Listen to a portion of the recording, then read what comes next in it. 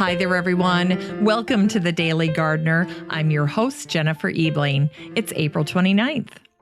Merriam-Webster gives the following synonyms for the word perennial: abiding, enduring, perpetual, and undying. Those terms can give gardeners unrealistic expectations for their perennials. They're not eternal. They will eventually part ways with your garden. But for as long as they can, your perennials will make a go of it, returning to the garden after their season of dieback and rest, ready to grow, ready for you to see them and love them all over again. Here's today's brevities. It's the birthday of a botanist who was a petite, fearless, and indefatigable person, Agnes Chase, born on this day in 1869. Chase was an agrostologist, a studier of grass. A self-taught botanist, her first passion was as an illustrator at the USDA's Bureau of Plant Industry in D.C. In this position, Chase worked as an assistant to the botanist Albert Spear Hitchcock. When Hitchcock applied for funding to go on expeditions, authorities approved the assignment for Hitchcock, but would not support Chase, saying the job should belong to, quote, real research men. Undeterred, Chase raised her own funding to go on the expeditions, and she cleverly partnered with missionaries in Latin America. She shrewdly observed, the missionaries travel everywhere, and like botanists, do it on as little money as possible. When Hitchcock retired, Chase was his backfill. When Chase reached retirement age, she ignored the rite of passage altogether and refused to be put out to pasture.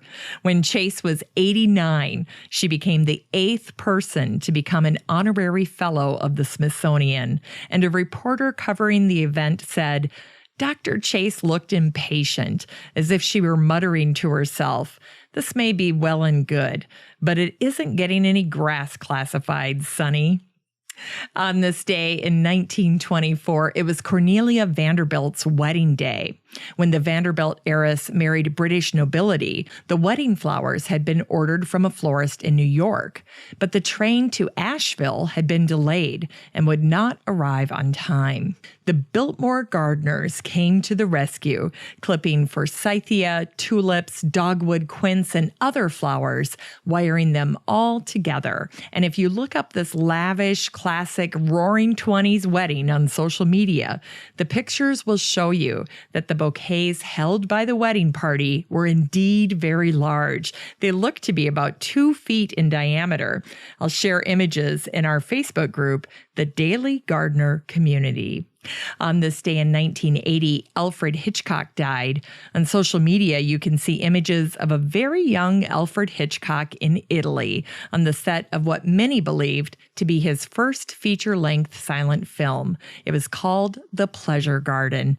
Then, in 1989, the first 3 reels of Alfred Hitchcock's 1923 silent film, The White Shadow, was discovered in a garden shed in Hastings, New Zealand.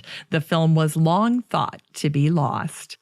On this day in 2017, the New York Times tweeted that the Brooklyn Botanic Garden Cherry Blossom Festival was set for today, regardless of when nature decided to push play. And on that very same day, Ron McBain, owner of the Plantsman Floral Shop in Tucson, died just a few days short of his 90th birthday. McBain was a floral force majeure. One article I read about him began simply, Ron McBain did the flowers. After selling his shop of 25 years in 1999, McBain turned to Winter Haven, a home he shared with his longtime partner, Gustavo Carrasco, who died in 2011. And in a charming twist, when he could no longer garden, McBain picked up painting.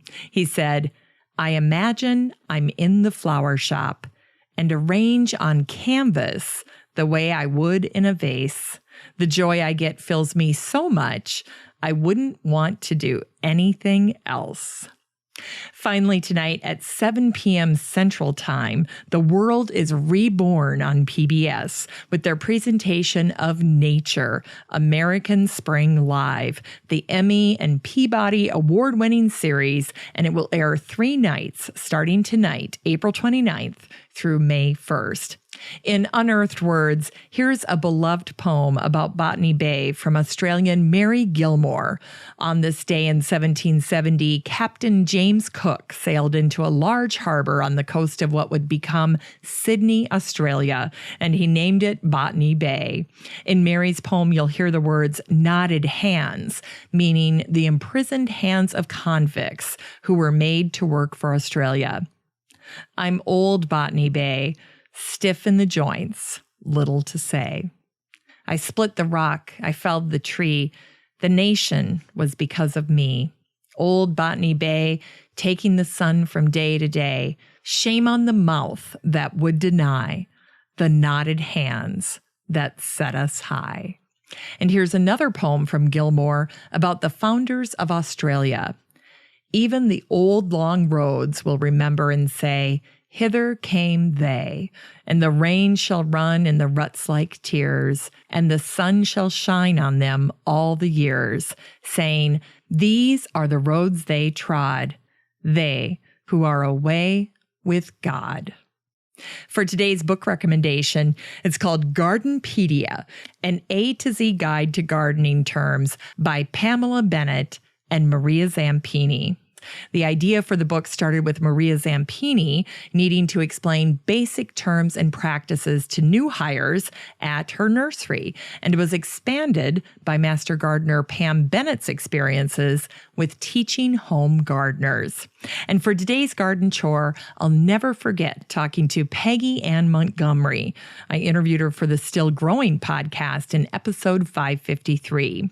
One of her personal garden sayings that she shared with me later is, nothing green or brown leaves the property. I've since adopted the same mantra, using all green or brown matter for compost. You don't need to export your nutrient-rich leaves and brush to the curb for pickup. And you can start quite simply this spring with a chop and drop approach to winter cleanup. Finally, here's something sweet to revive the little botanic spark in your heart. While I was researching Agnes Chase, I came across this little article in the St. Louis Star and Times. Chase gave one of her books on grass a biblical title, The Meek That Inherit the Earth.